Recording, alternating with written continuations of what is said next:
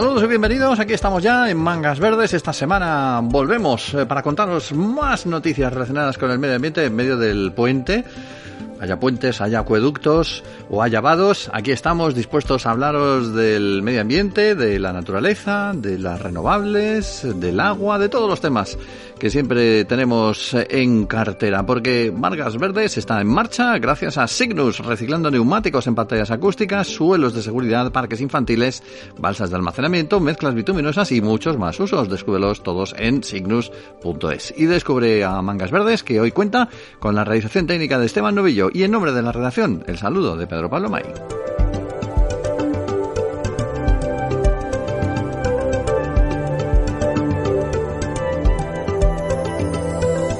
Hablaremos hoy, entre otras cosas, de energías renovables. El pasado mes de noviembre se celebraba Matelec, la feria de referencia para la industria eléctrica, electrónica y de telecomunicaciones, y coincidiendo con ella también una jornada organizada por Bornay Aerogeneradores en la que se planteó la situación en el sector de las renovables.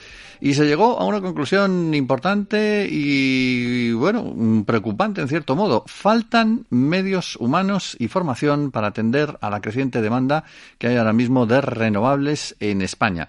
Nos lo va a contar precisamente el director general de la compañía, Juan de Dios Bornay, al que tenemos hoy en el programa. Juan de Dios, saludos, buenas tardes. Hola, buenas tardes. Estamos en pleno boom de las renovables y parece que nos falta personal suficiente para atender con mayor rapidez esa demanda, ¿no? Bueno, así es, efectivamente. Yo creo que ahora mismo tenemos una carencia tanto de mano de obra como también de materiales, obviamente. Estamos en unos momentos en que la demanda va creciendo mucho más de lo que esperábamos y efectivamente pues no disponemos de suficiente mano de obra. Cuando hablamos de mucho más, en porcentajes o incluso en cifras, si las tenéis, ¿de cuánto estamos hablando? ¿Un 30%, un 40% más de lo que se esperaba? Pues en este caso nosotros teníamos una previsión de crecimiento para 2022 de un 30% aproximadamente y estamos en un crecimiento a 30 de noviembre del 62%. ¿Un 62%? Prácticamente duplicar, sí. Una barbaridad. ¿Y es más problemático eso o la falta de materiales de la que nos has hablado también? Supongo que por el tema de la guerra, ¿no?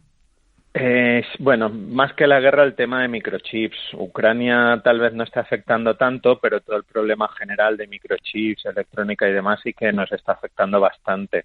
Uh-huh. También nos afectó en su momento el tema del transporte, algunos productos como por ejemplo los paneles solares que vienen casi todo desde China, pues afectó, pero ahora principalmente es todo el tema de la electrónica, que no llegan suficientes inversores. ¿Y eso tiene solución, aunque sea a medio plazo? Sí, de hecho todos los fabricantes están ampliando instalaciones, mejorando las previsiones de compra y demás, y con lo cual se prevé que para segundo trimestre del 2023 prácticamente esté solucionado. Vamos a ver qué pasa. Esto quiere decir que aquellos que quieran instalar ahora mismo un aerogenerador tiene que tomárselo con paciencia. Sí, ahora mismo lamentablemente el que decida montarse una instalación, tanto aerogenerador como fotovoltaica como cualquiera de renovables, estamos hablando que hay plazos de entrega entre 3 y 6 meses prácticamente en todos los productos. Pues una pena, ¿no? Porque ahora que precisamente hay demanda y que ya parece que nos hemos concienciado de la necesidad de las energías verdes, la cosa se ralentiza. En lo que se refiere a la formación del personal, ¿se puede hacer algo más rápido, quiero decir, con solucionar más rápidamente este problema? Yo lo veo complicado. De todos modos, es algo que se lleva trabajando ya muchos años. Tanto administración como lobby y demás, estamos hablando de que falta una formación específica del sector y, bueno, también hay un tema preocupante que es la gente atrevida, ¿no?, que se decide hacerlo por ellos mismos sin tener en cuenta, pues, que por un lado estás conectando un sistema a la red eléctrica que tiene unos riesgos y demás, y que por otro lado cualquier instalador electricista necesita una titulación y una serie de permisos como puede ser pues el carnet de instalador o lo que es el boletín ante energía o ante industria para dar de alta una instalación. Sí. Una instalación de este tipo de renovables no es algo que pueda o deba hacerlo uno mismo, montarlo y conectarlo en la red eléctrica. Podemos poner en juego personas o incluso vamos, que puede haber problemas, no es tan sencillo. O sea, que habéis detectado gente que se lo está montando en plan bricolaje. Sí, totalmente. Madre mía. Bueno, estas son las cosas que te encuentras muchas veces cuando quieres sacar adelante un proyecto interesante como es este. Hay otro problema del que no hemos hablado todavía, pero que por lo visto en la jornada también se planteó, que es el de los escollos burocráticos con los que os encontráis a veces en las dependencias municipales y no sé si de alguna otra administración también a la hora de sacar adelante proyectos. Correcto. En este tema tenemos diferentes problemas, desde lo más básico, que es una instalación doméstica, que dependes un poco de una licencia de obras y unos permisos tanto ante la compañía eléctrica como ante el ayuntamiento.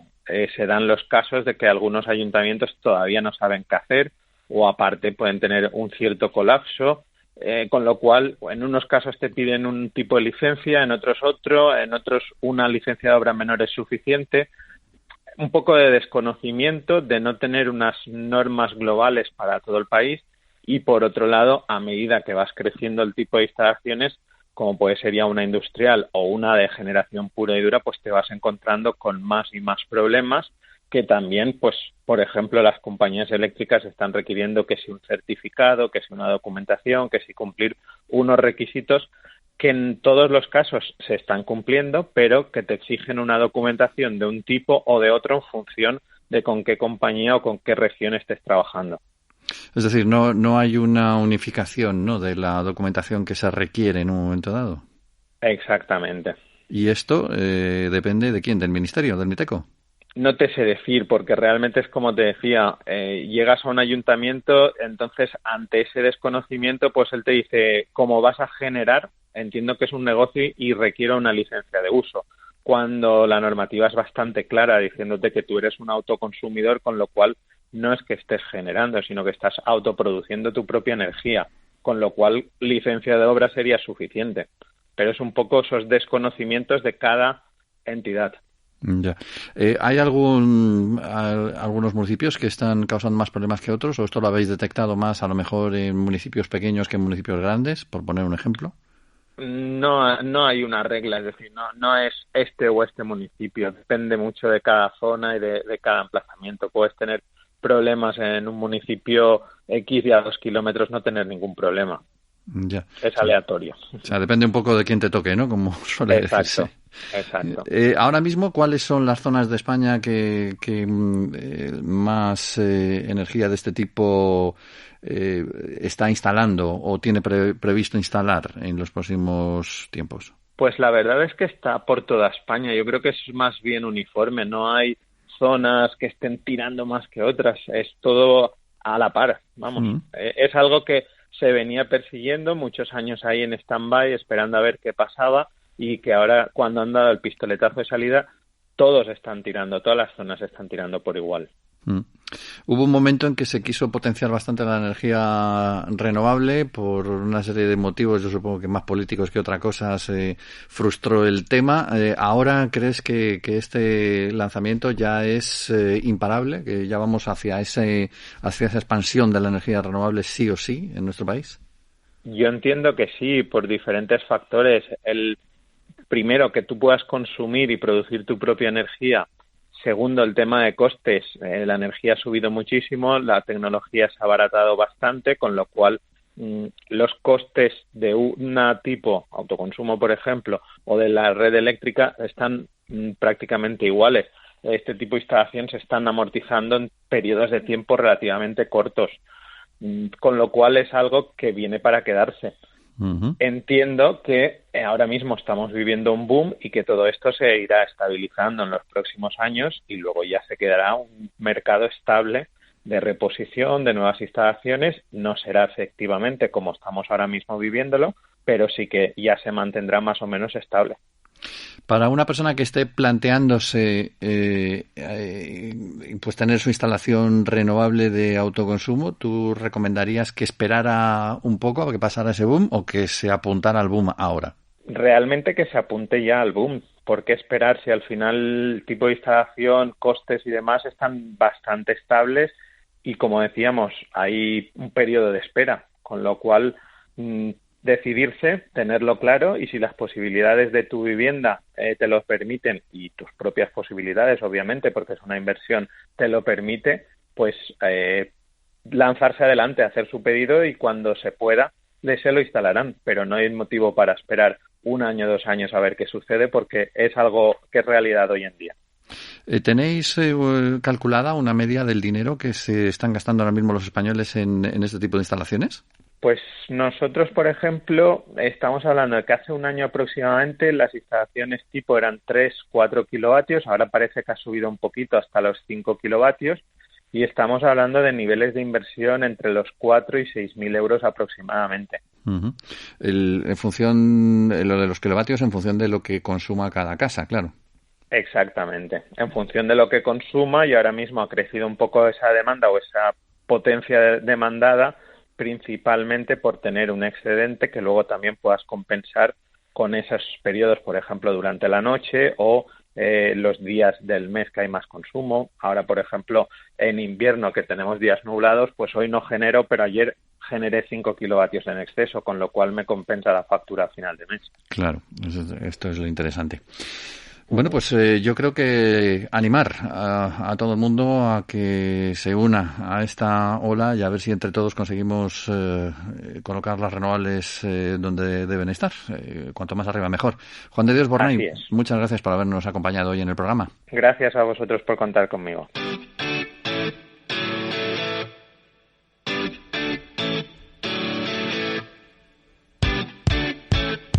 Mangas Verdes, pasión por el medio ambiente.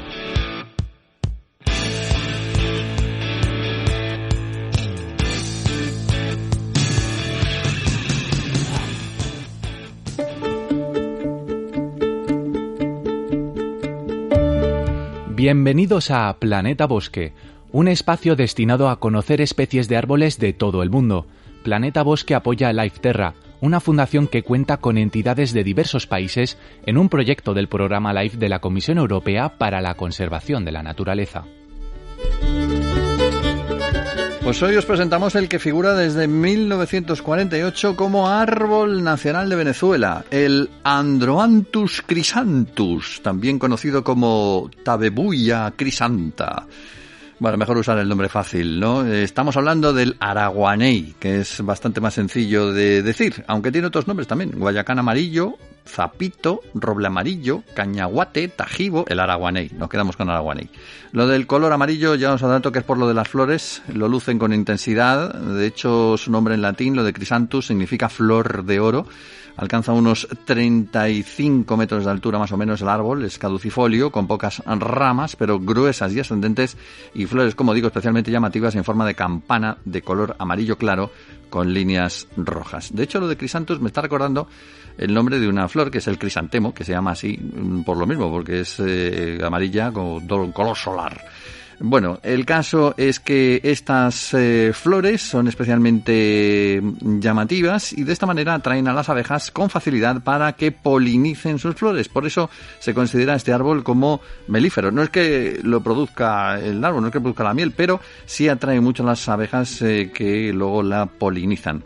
Se desarrolla de manera natural, en torno a unos 1.000 metros de altura, en climas tropicales o subtropicales, y su madera está considerada como una de las más duras y pesadas de estas zonas. Aunque es difícil de trabajar por su dureza, es apreciada por su durabilidad y su resistencia tanto a las termitas como al agua salada. Por eso, se la ha utilizado en construcciones de muebles, carrocerías, pisos, artesanías y, por supuesto, también el árbol para jardines. Es una especie poco exigente en sus cuidados, pero de crecimiento lento. Puede tardar hasta 6 años en dar su primera floración una vez plantado, pero merece la pena ver el espectáculo cuando llega ese momento, ese instante en el que salen todas las flores amarillas. Eso sí, solo tiene una floración anual. Luego pierde las hojas, le crecen ramas nuevas. El árbol se renueva por completo hasta el año siguiente y se mantiene con un discreto tono verde que oculta su espectáculo de floración. Cuidado con el araguaney, por cierto, es una especie amenazada a la pobre y bueno, pues hay que tener bajo control estos árboles para evitar que se puedan perder el día de mañana.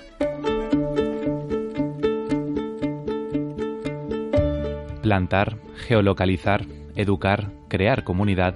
Si quieres hacer algo eficaz en favor del medio ambiente, súmate al Lifeterra, uno de los proyectos más importantes diseñado en la Unión Europea para reforestar nuestro continente. Aprende más en www.lifeterra.eu.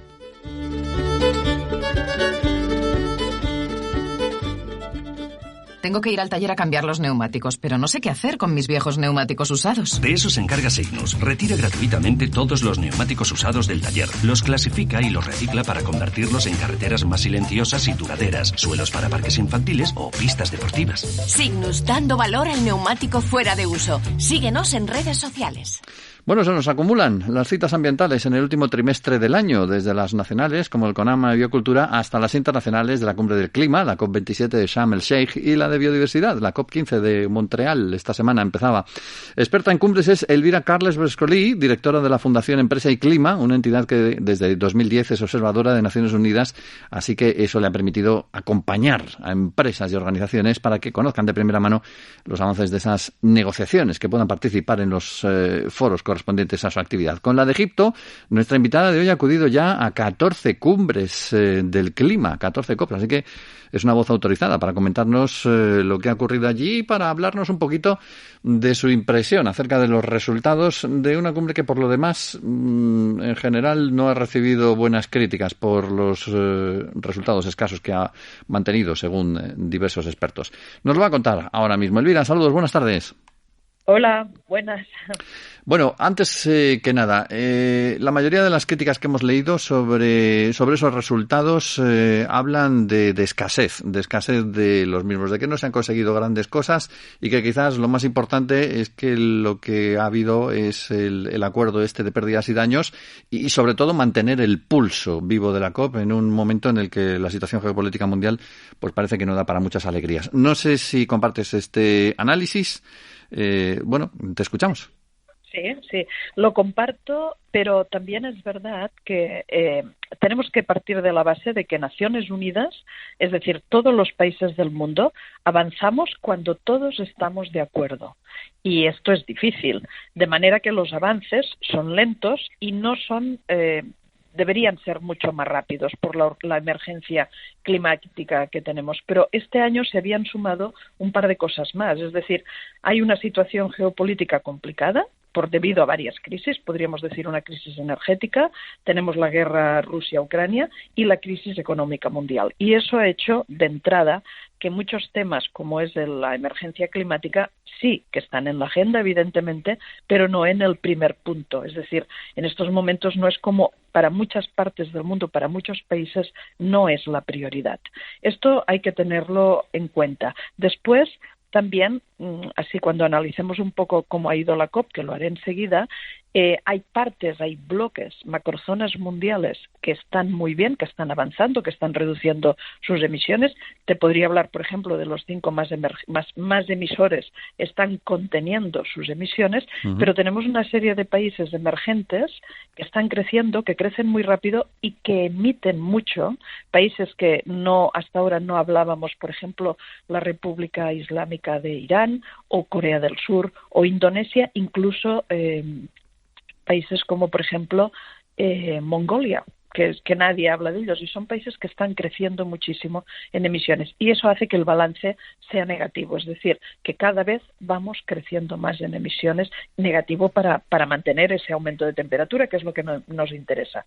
Pero bueno, vamos a centrarnos en la COP. Mira, en las COPs se avanza a veces en algunas como esta que conocemos como COP de transición, sí, porque no en todas se pueden conseguir grandes logros o grandes acuerdos, pero también son necesarias las de transición. Esta en concreto ya se esperaba que fuera de transición, pero para mí el primer éxito de esta COP, y lo defino como un éxito, es que nadie se levantó de la mesa, a pesar de que la Unión Europea estuvo a punto de hacerlo, porque se sintió muy presionada, sobre todo en la parte de financiación, se sintió agredida, sobre todo en el pacto del Acuerdo de París, pero el hecho de que se mantuviera en la mesa es una señal clara de que la agenda climática o las políticas que estamos tomando son buenas, son favorables, son la respuesta y es necesario seguir trabajando y manteniendo esa solidaridad internacional. En un segundo lugar, yo pondría la creación de este fondo específico de pérdidas y daños que tú comentabas muy bien. Esto es algo muy importante porque llevábamos, no está definido del todo, no está el dinero, para que nos entendamos, encima de la mesa, ¿vale? Sí. Hay un comité de transición que va a estar operativo durante todo este próximo año y que en la COP28 en Dubái, dentro de justo ahora un año, tiene que presentar todo, cómo se va a formalizar, cómo se va a tratar, cómo se va a seguir todo ese rastro del dinero, cómo se invierte, ¿vale? Pero la creación de este fondo de pérdidas y daños, ¿por qué es tan importante o se le ha dado tanta importancia? Pues porque llevábamos más de 10 años hablando de este tema, que era una reclamación de la mayoría de países del Pacífico y sobre todo países africanos, y nunca este punto estaba en las agendas de discusión. Es decir, se hablaba entre pasillos, se pedían reuniones, pero nunca había llegado una agenda de COP. Y en este caso ha llegado y se ha materializado. Con lo cual, sí, este punto es muy importante porque esto nos ayudará, como podríamos decir, a hacer más justicia climática. Sobre todo para aquellos países insulares y, podríamos decir, para los que más están sufriendo los efectos del cambio climático. En tercer lugar, y no porque sea tercer en importancia, sino que a mí y sobre todo para Europa, me parece tremendamente importante, es que se avanza en la implementación del artículo 6 del Acuerdo de París. El Acuerdo de París, que generamos en el 2015, ratificamos en el 16 y hemos ido trabajando en él, hay diferentes bloques de trabajo. Normalmente los equipos de comunicación no se hace resonancia cuando en alguno de esos temas avanzamos y todos los países nos entendemos. Sí, en cambio, es un titular, por decirlo de alguna manera, cuando hablamos de financiación, porque aquí nunca nos entendemos. Los países donantes no quieren dar más dinero, digámoslo así, sí. Y los países receptores, como están sufriendo cada vez más los efectos del cambio climático, pues entonces necesitan más ayuda y entonces piden más. Y aquí entra de lleno, es el artículo de los mercados, podríamos decir, y aquí entra de lleno el tema de la financiación. Es decir, el artículo 6 del Acuerdo de París es el principal pilar, podríamos decir, sobre el que se apoya el Acuerdo de París. Entonces, aquí hemos avanzado en la parte de los dos mecanismos que tanto nos costaba, que son los que marcan el funcionamiento efectivo de los mercados internacionales de carbono, que, por decir, es el artículo 6.2 y el 6.4, ¿vale? Y también hay un tercero, el 6.8, que es el que marca un poco esos compromisos nacionales determinados de cada país, es decir, esa ambición al alza. Entonces, en esta parte se ha avanzado, es algo muy importante y es una decisión de la COP, de esta COP27, el establecer un par de caminos, que esto también es necesario, en el cual, de una forma sencilla, este par de caminos diferentes son las distintas reglas en función de quién compra el carbono y el motivo de la compra.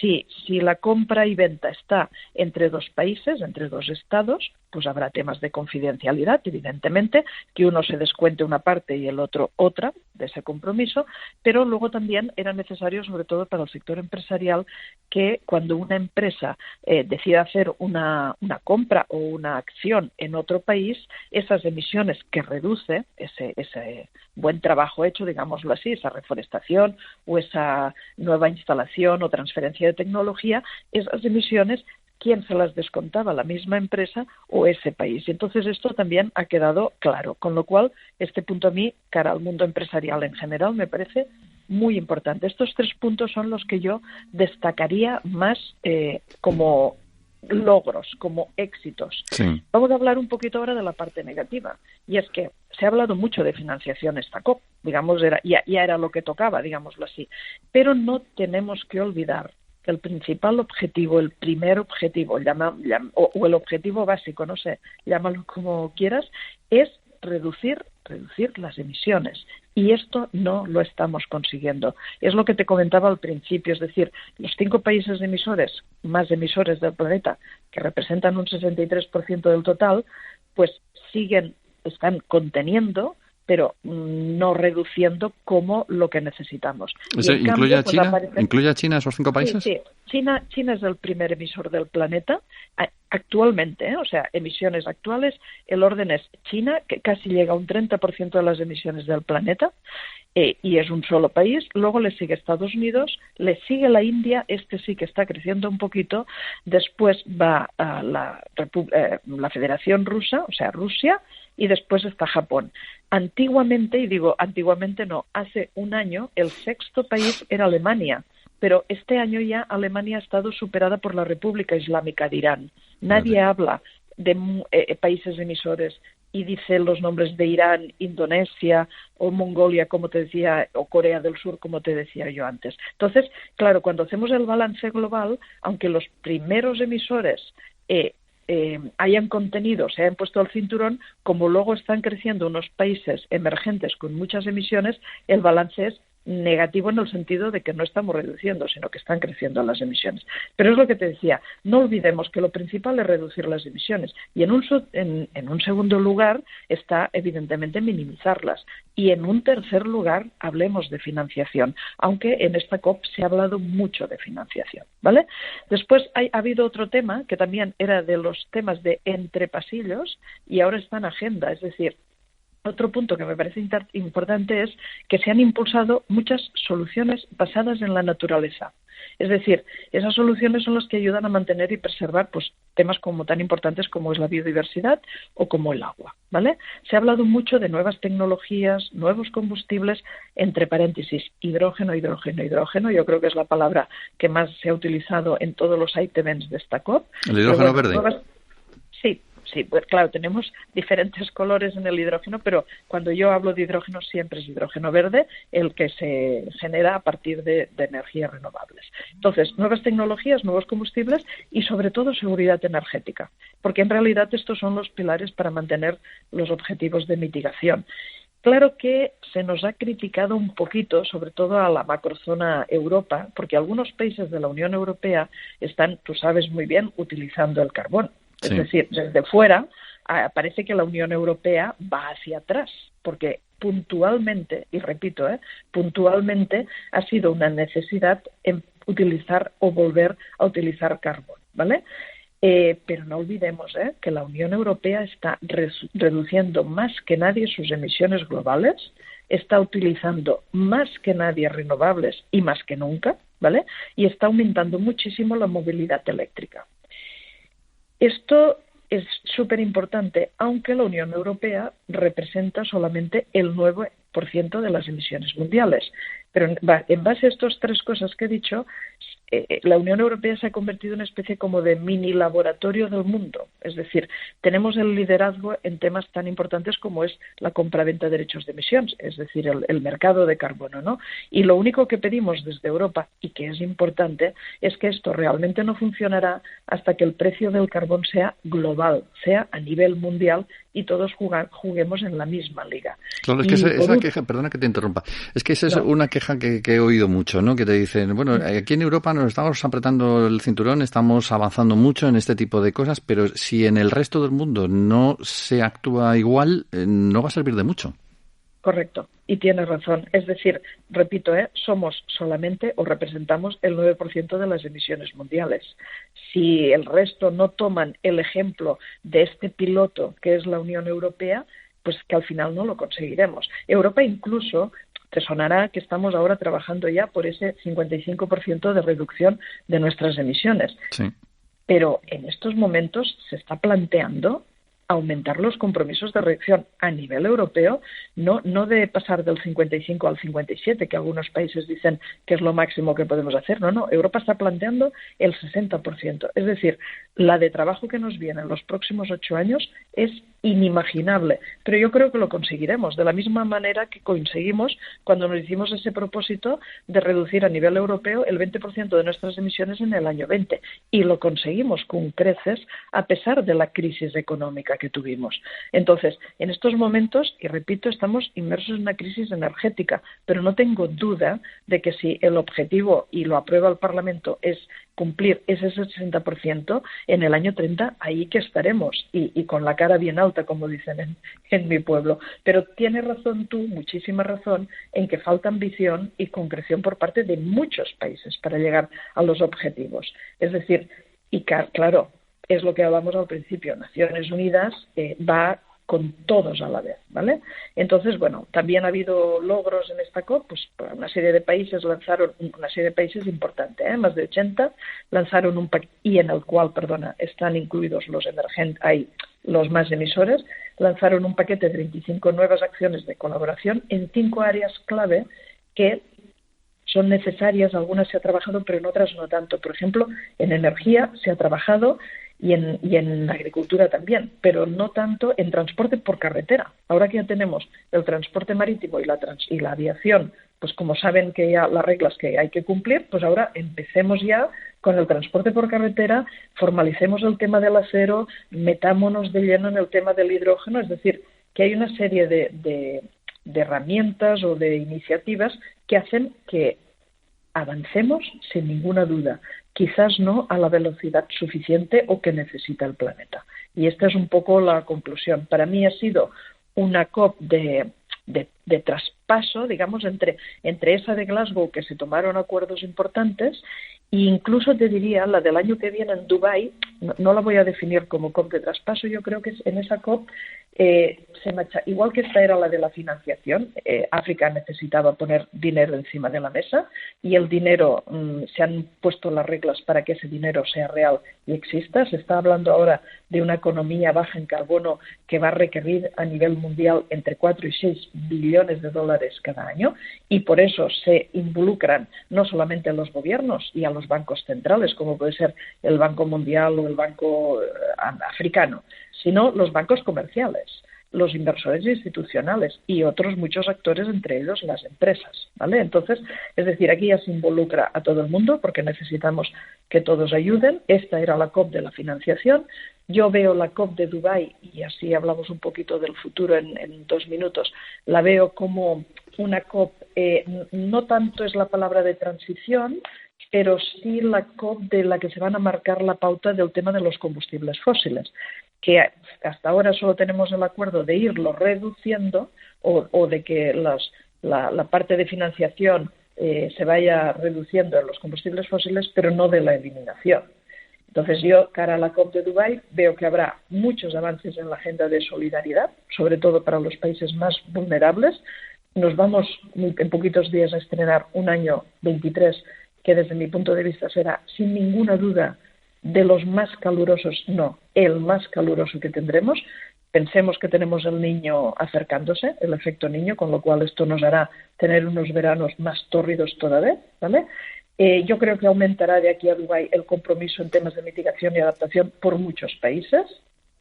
Se hablará en Dubái de los subsidios, de eliminar los subsidios a los combustibles fósiles.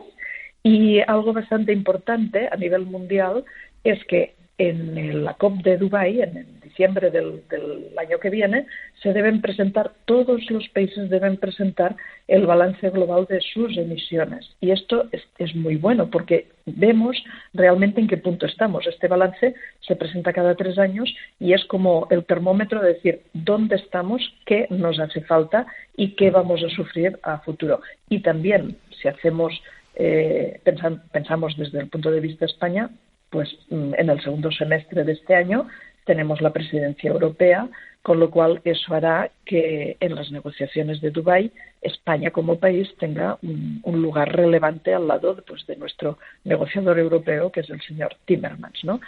Para acabar, solo una cosa, y es que después de la COP28 de Dubái nos toca COP europea, probablemente en un país del este de Europa. Mi apuesta es Sofía, pero no está escrito en ningún papel.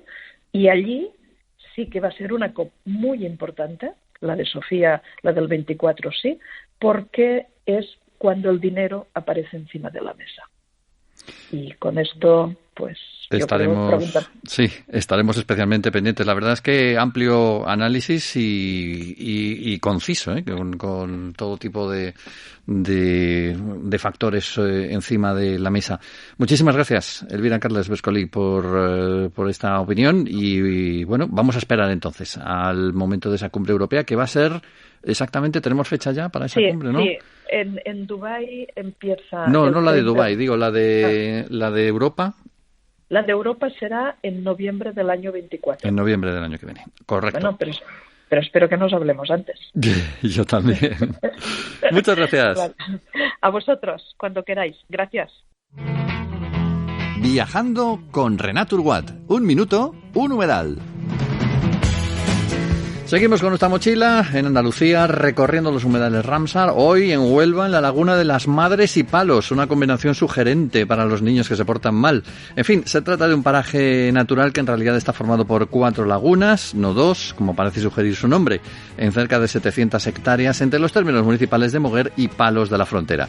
Es la primera de Palos, esa es la laguna, la Jara es la siguiente, la Mujer y las Madres, son las 4 lagunas. La primera de Palos, la Jara, la Mujer y las Madres. Las hallamos a medio camino entre las marismas de los ríos Tinto y Odiel y las de Guadalquivir, en la margen izquierda de la ría de Huelva.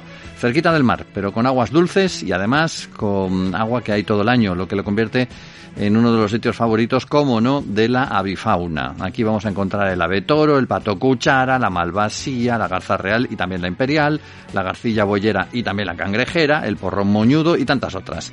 Hay también otras especies animales interesantes como cangrejos o nutrias, y dicen los que saben que estas lagunas se originaron con el cierre de antiguos cauces fluviales, tal vez de vaguadas por el avance en un frente de dunas costero. El factor principal encargado de regular el flujo hidrológico de la laguna es el pinar de Moguer, pero hay muchas especies vegetales, álamos, eneas, tarajes, juncos, carrizos, y ya que estamos por estas tierras, aunque se salga de lo verde, es de obligada visita a la propia localidad de Palos de la Frontera. De allí salieron los barcos de Colón con destino a América, así que es un buen momento para disfrutar también de la historia, además del medio ambiente.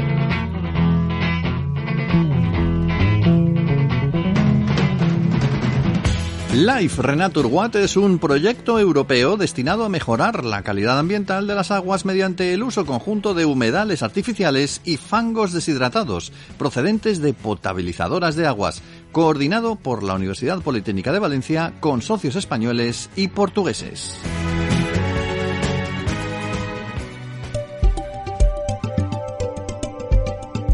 Nos vamos, hoy nos hemos extendido un poquito más, pero yo creo que ha merecido la pena. Cerramos el programa con nuestra fiesta celtibérica, que en este caso es la del canto de la sibila, una fiesta muy peculiar, más interna que externa, que no queremos perdernos y que nos va a llevar a Mallorca. Es un drama litúrgico de melodía gregoriana que viene desde al menos la Edad Media, porque esto de las sibilas nos va a retrotraer al menos hasta la antigua Roma.